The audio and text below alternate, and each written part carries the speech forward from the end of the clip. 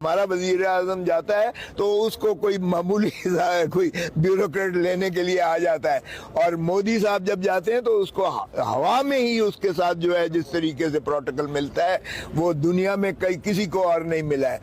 वहाँ पे हमें जो चीज एक चीनी, इसलिए चीनी 200 रुपए किलो की मिल रही है वहाँ पे, तो हमारा तो जीना ही वहाँ पे माल हो गया है। सामने वाले इंडिया के किसी दोस्त के साथ राब्ता है आपका? नहीं, हमारा कोई राब्ता नहीं है वहाँ पर राब्ता नहीं होता? नहीं नहीं नहीं नहीं। अगर उनके मैं इंडियन अवाम से ये पूछना चाहूंगा कि कभी आप सोच सकते थे कि इंडिया के किसी वजीर आजम की पाकिस्तान के सड़कों पे खड़े होकर तारीफ हो रही होगी? किस बेस पे हो रही होगी? कि उसने कोई काम किए, अपने लोगों के लिए काम किया, आपको इज्जतदार उसने बनाया। लाइफस्टाइल दूर से देखते तो क्या नजर आता है इंडिया की तरफ से? इंडिया की तरफ से बहुत अच्छा की है, बहुत अमीर मुल्क है वो हम तो देख कर चलते हैं उसको। अल्लाह के सामने हमारे ना हुक्मरान, न हमारे MLA, नहीं हमारे मिनिस्टर किसी काम की नहीं। बात करने हैं तो आज से शुरू करने पड़ेंगे और डैम्स बनाने पड़ेंगे, और वो इतना आसान काम नहीं है। वो कम से कम 5 या 10 साल के मंसूबे बनते हैं, पहली बात है। और जिस दिन इंडिया ने ये काम शुरू किया, चाइना ने ऑलरेडी धमकी दे दी है उनको कि अगर आप ऐसा काम करेंगे कि पाकिस्तान के जो उसकी लेजिटिमेट राइट, उनको जो पानी मिलना है फ्रॉम द रिवर्स, अगर आप ऐसा करेंगे तो फिर समझ लीजिए कि हम भी ये कर सकते हैं आपके साथ। इकोनॉमी की जंग मैडम, ये वो वाली जंग नहीं रह चुकी हुई। वो पहले पिस्तौल वाली जंग होती थी, तलवारों वाली जंग होती थी, वो लोगों की जंग, जिसके पास ज्यादा लोग हैं वो जीत जाएंगे। अब ये वाली जंग नहीं होनी। नेक्स्ट जंग जो है वो इकोनॉमी की। इंडिया में आपको क्यों कहता हूँ कि वो 100 साल आगे की प्लानिंग कर रहा है। वो पाकिस्तान से 100 साल आगे जा चुका हुआ इंडिया। तो हिंदुस्तान चूंकि एक हैवी वेट इस वक्त कंट्री है दुनिया में और मुआशी तौर पर भी बहुत मजबूत हो गया है, तो इसलिए हमारी जो है आवाज इतनी मौसर नहीं होगी जब तक पाकिस्तान की कौम मुत्तहिद नहीं होगी, और मुत्तहिद तभी होगी जब आप इमरान खान को मुखलसी देंगे। और यकीन माने जब से मैंने ये खबर पढ़ी है मेरी टांगे कांप रही। क्यों? तो क्या हुई? दोस्तों, भारत के minister of external affair doctor Jaishankar ने पाकिस्तान को एक बड़ी तगड़ी किस्म की धमकी लगाई है, और उन्होंने कहा जनाब कि हम आपके ऊपर जो है ना वो हम हमला कर देंगे। My God! अभी देखें वो 100 साल आगे की प्लानिंग क्या कर रहा है। अगर वो इस टाइम वो मुकाबला करता पाकिस्तान के साथ कि हमने पाकिस्तान के साथ जंग करनी है या पाकिस्तान के साथ मुकाबला करना है, तो 100 साल इंडिया को पीछे आना पड़ना था। इसीलिए तो धमकी ये होती है कि आपके पैसे रोक लेंगे हम। पानी वानी थोड़े हैं उनके पैसे। ये पहली दफा नहीं, पहले भी ये हुआ है ऐसे। ईरान के पैसे रोके हुए उन्होंने। अभी तक ईरान के जो पैसे वेस्टर्न बैंक्स में थे वो अमेरिका ने रोक दिए, उनमें से बहुत से पैसे देने नहीं दिए।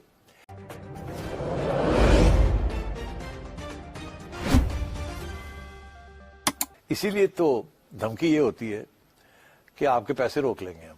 पानी वानी थोड़े हैं उनके पैसे। ये पहली दफा नहीं, पहले भी ये हुआ है ऐसे। ईरान के पैसे रोके हुए उन्होंने।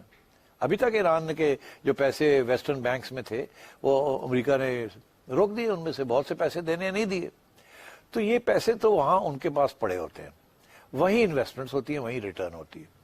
क्योंकि वो अब ये जो ममालिक हैं ये चाहते हैं कि डाइवर्सिफाई किया जाए, लंदन में ना रखे जाए, न्यूयॉर्क में ना रखे जाए। दे मनी कि जी ये सिर्फ बैंकों में नहीं हमने रखी, नहीं सिर्फ अमेरिकन ट्रेजरी बिल्स नहीं खरीदने हैं, हमने ये डाइवर्सिफाई करना है, प्रॉपर्टी खरीदनी है, लोकल पार्टनर्स लेने हैं, IT के अंदर इन्वेस्टमेंट्स करनी है, एंड सो ऑन।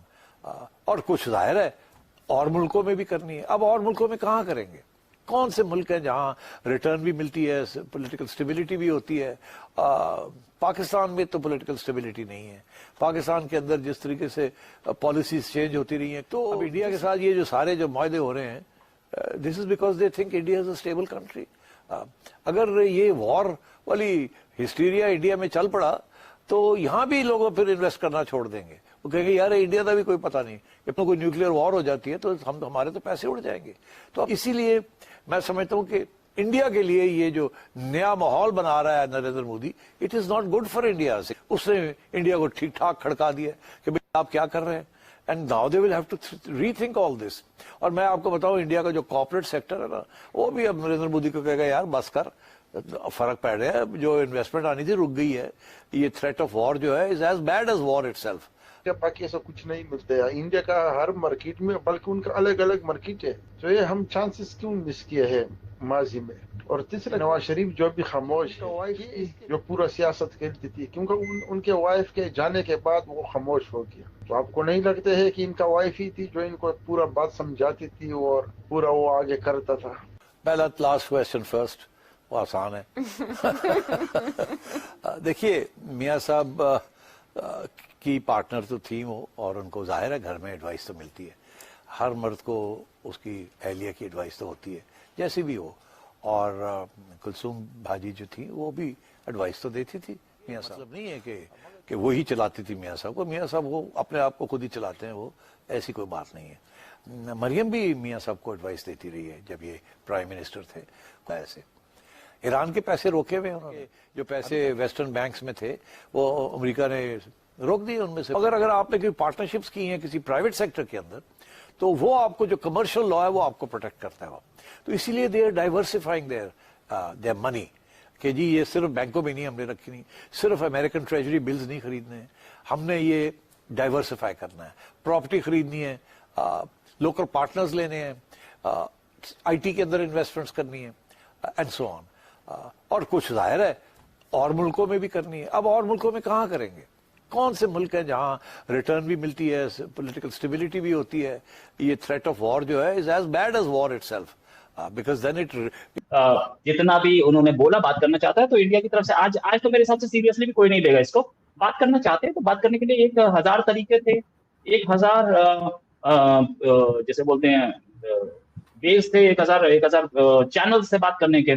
कोई बात तो करना नहीं चाहता है, और बात करना चाहते होते तो क्या इंडिया की तरफ से बात नहीं होती? करतारपुर कॉरिडोर कैसे खुला? फिर बातचीत होती है, तो कोई करना चाहे तो करे। जब आप एक जिद पकड़ के अटक जाएंगे कि नहीं जी जब तक आप 370 वापस नहीं लाओगे तब तक ट्रेड नहीं शुरू होगा, भाई ट्रेड शुरू करते, आप अपना वीजा इशू करने शुरू कर दे और अपना समझौता दोबारा स्टार्ट करते, वो स्टार्ट कर लेते ना, बात करने की जरूरत थी। अपना शुरू करते जो चीजों पे हम पहले काम कर रहे थे, समझौता, border cross border trade, visas, ठीक है, और ऊपर से बस श्रीनगर मुजफ्फराबाद मुनाबाव कोकरपान, ये तो हम पहले चला रहे थे ना, और पहले चला रहे थे इसका मतलब गवर्नमेंट को कोई ऑब्जेक्शन नहीं थी उस पर। हटी क्यों?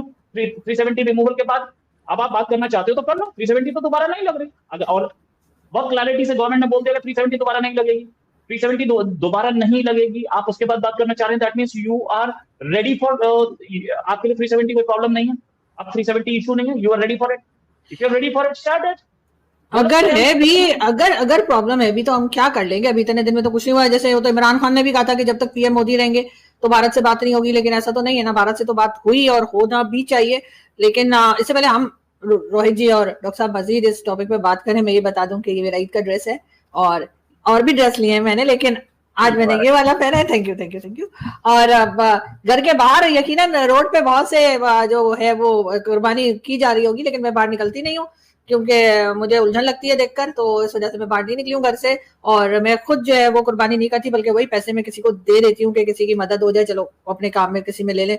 तो लेकिन ईद का दिन है, तो इतना गुस्से में क्यों रोहित जी आप बात कर रहे हैं? जरा आराम से भी आप हमें ये बातें बता सकते हैं ना, जो आप कह रहे हैं 370 तो हम करेंगे ही, लेकिन हम अकेले तो नहीं कर रहे। आपके यहाँ से तो राहुल गांधी भी पता नहीं क्या क्या बात कर रहे हैं।